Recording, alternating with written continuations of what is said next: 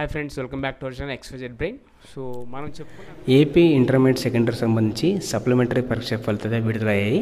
So చాలామంది కొన్ని డౌట్లు అయితే రేజ్ చేశారు ఈ వెరిఫికేషన్ సంబంధించి. సో వాటి డీటెయిల్స్ తెలుసుకోబోయే ముందు ఒక చిన్న రిక్వెస్ట్, మీ కనుక వీడియో లైక్ చేయండి, అలాగే ఛానల్ సబ్స్క్రైబ్ చేసుకోవడం మాత్రం మర్చిపోద్దు.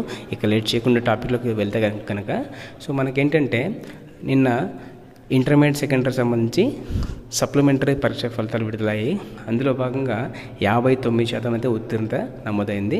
సో ఇంటర్మీడియట్ వాళ్ళకి రిజల్ట్ అనేది చాలా ఇంపార్టెంట్ కాబట్టి, ఎందుకంటే వాళ్ళు బీటెక్ చేరాలన్నా, లేకపోతే డిగ్రీ చేరాలన్నా, లేకపోతే వేరే కోర్సులో చేరాలన్నా కూడా ఇంటర్మీడియట్ కంపల్సరీ. సో ఒకప్పుడు ఫెయిల్ అయితే కనుక వాళ్ళకు 1 year వేస్ట్ అయ్యే అవకాశం ఉంది కాబట్టి గవర్నమెంట్ ఏం చేసిందంటే రీవెరిఫికేషన్కి అవకాశం కల్పించింది. ఒకవేళ సప్లిమెంటరీ పరీక్షలో కూడా ఫెయిల్ అయ్యి మీరు ఒకవేళ బాగా రాసి ఉండి మేము పాస్ అయ్యే ఛాన్స్ ఉంది అనిపిస్తే కనుక రీవెరిఫికేషన్కి అప్లై చేసుకోవాలి. సో అలా అప్లై చేసుకుని ఒకవేళ మీరు పాస్ అయితే కనుక మీకు అకాడమిక్ ఇయర్ వేస్ట్ అవ్వదు. సో దానికి సంబంధించి రీవెరిఫికేషన్కు ఈ నెల 20 నుంచి 24 తారీఖు వరకు అయితే అధికారులు అవకాశం అయితే ఇచ్చారు.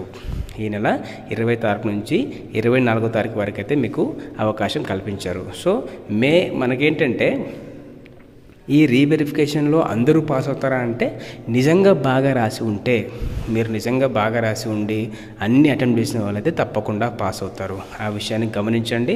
అలాగే మనకు ఇంటర్మీడియట్ సంబంధించి ఫస్ట్ ఇయర్ సప్లిమెంటరీ పరీక్ష ఫలితాలు ఎప్పుడు విడుదలవుతాయని కూడా అడిగారు చాలామంది. సో వాళ్ళకి ఈ నెల 26వ తారీఖు అయితే విడుదల చేయబోతున్నారు. ఆ విషయాన్ని గమనించగలరు. ఈ నెల 26వ తారీఖు ఇంటర్మీడియట్ ఫస్ట్ ఇయర్ సంబంధించి సప్లిమెంటరీ పరీక్ష ఫలితాలు రాబోతున్నాయి, అది గమనించండి.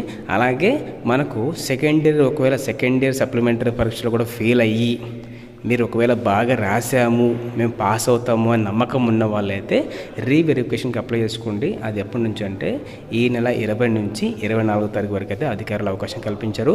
ఈ అవకాశాన్ని ఉపయోగించుకోండి. ఒకవేళ మీరు పాస్ అవుతారో సెకండరీ విషయం అప్లై చేసుకోండి ఫస్ట్. ఏమో మీ అదృష్టం బాగుండి పాస్ అవుతే మీకు 1 year సేవ్ అవుతుంది కదా. సో ఆ 200-300 ఫీజు కోసం మీరు ఆలోచన చేసి వేస్ట్ చేయకుండా మీరు అప్లై చేయండి ఫస్ట్. ఒకవేళ మీరు జస్ట్ ఒక 2-3 మార్క్స్ ఫెయిల్ అయ్యారండి అనగా అప్లై చేసుకోండి. మీ అదృష్టం బాగుంటే రీవెరిఫికేషన్లో పాస్ అయ్యే అవకాశం అయితే ఉంటుంది.